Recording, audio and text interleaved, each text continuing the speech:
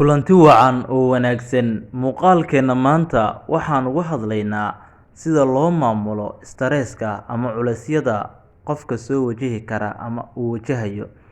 Stress management ayaa la yiraahdaa qaabka loo maamulo stresska ama culeysyada qofka. Haddaba waxaan kula wadaagayaa 8 arrimood oo ay tahay inaad sameyso markii aad maamulayso oo aad sameynaysid stress management. Marka 8 arrimood samee kadibna culeyskaaga uu ka khafiifi doonaa waanaad xalin doontaa ama waad maareyn doontaa stresska ama culeyska ama barashariyada ku saaran.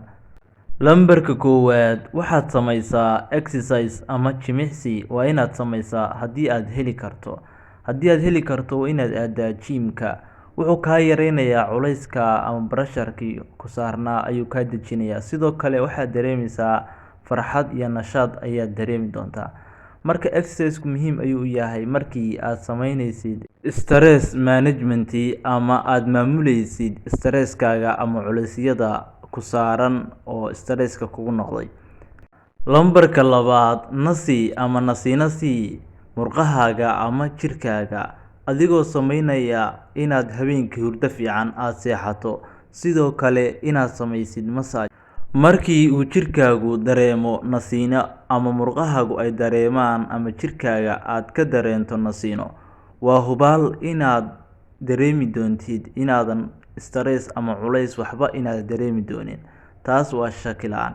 Haddii aad habeenkii hurdo fiican seexato, jirkaaga ama massage ku sameyso, sidoo kale aad shower ama biyo kulul aad ku qubeysato. Haddii intaasoo dhan aad sameyso, waa hubaal inuu kaa degayo culeyska ku saaran. Lambarka saddexaad cunistaada hagaaji. Cunistaada hagaaji waxaan ka wadaa inaad cunto isku dheelitiran ama cunto balance ama diet ah. Haddii aad intaas sameyso, waxay wax ka bedeli doontaa qaabka moodkaaga ama xaaladda aad ku sugan tahay. Sidoo kale waxaad ka heli doontaa energy wanaagsan iyo proteins ama caafimaad ahaan oo dhan way u wanaagsan tahay inaad cuntid cunno isku dheelitiran ama cunistaada inaad hagaajiso. Lambarka afraad samee tartiibin ama hoos u dhigid. Waxaan ka wadaa hoos u dhigidda. Haddii aad qaban jirtay shaqooyin badan maalintii oo xad dhaaf ah, inaad shaqooyinkaaga aad tartiib aad u sameyso ama si aqliyeysan inaad hawshaada aad u qabato adigoo aad naftaada iska qaadin. Haddii maalintii aad qaban jirtay hawl aad u badan oo ku daalin jirtay oo stress iyo dhibaato iyo culeys aad ku dareemi jirtay, tartiib hawshaada u qabso adigoon naftaada aan culeys saareynin. Haddii kale waxay kugu noqonaysaa mushkilad. Lambarka shanaad samee waxa hobigaaga ah ama waxa aad xiiseyso ama waxa aad jeceshahay badanaa inaad sameyso. Inaad game ciyaarto, inaad kubad ciyaarto, inaad wax kale oo adiga si gaar ah aad u xiiseyso inaad sameyso. Taas waxay kaa saacidaysaa inaad kor u qaaddo nafsadaada waxa ay jeceshahay. Sidoo kale inaad ku dareento nashaad ama farxad. Sidoo kale inay kaa yareyso stresska ama culeyskii naftaada saarnaa.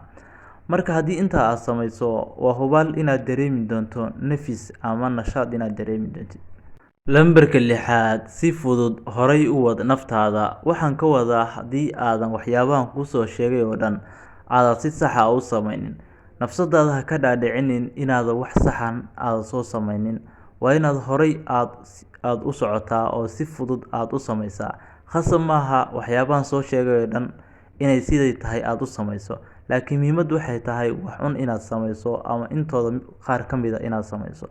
Haddii intaa aad naftaada aad u sheegto naftaadu ay aqbasho, waa hubaal waxaasoo dhan waxaa ka weyn aqbalaadda naftaada ay aqbashay in ay sameysay wixii iyada ay ku dareemaysay farxad ama nashaad, ama sidoo kale ay ku yareynaysay culeyskii saarnaa. Lambarka toddobaad ka hadal dhibaatadaada ama problemka adiga ku haysta. Haddii aad ka hadasho dhibaatada adiga ku haysata, waxaa laga yaabaa culeys ku haysta inuu qof ku xiran yahay. Haddii qofka aad u sheegto aad tiraahdo aniga dhibaatadaas haysata ama waxaasaan caqabadigu ah, waxaa laga yaabaa qofkii inuu caqabadii wax un uu kaa qabto ama kaa caawiyo. Sidoo kale waxay kaa saacidaysaa inaad dhibaatada aad ka hadasho inaad hesho caawimaad familka haddii aad ka hesho ama qofka kuugu dhow noloshaada ama badanaa aad xiriir wanaagsan aad leedihiin. Marka dhibaatada aad sheegato waxay kuu fududeynaysaa in problemkaaga uu xalismo. Lambarka sideedaad waa lambarka ugu dambeeya. Waa inaad joojisaa waxyaabaha kuu keenaya culayska ama stresska. Waxyaabaha kuu keenaya waa inaad joojisaa. Haddii aad la macaamili karto ama aad kantarooli kartid, waa inaad kantarooshaa. Haddii danta kugu kalifayso inaad joojisid, waa inaad joojin kartaa ama iska dayn kartaa. Haddii inta aad samayso mid ka mid ah ama aad si aad u maareyso, culayska ama stresska ku haysta wuu kaa yaraanaya ama wuu kaa degaya. Waxaan filayaa muuqaalkan inaad wax badan ka faa'iiday sida loo manage gareeyo stresskaaga ama loo maamulo. Fadlan haddii aad nagu cusub tahay, nagu soo biir oo subscribe noo saar. Mahadsanid.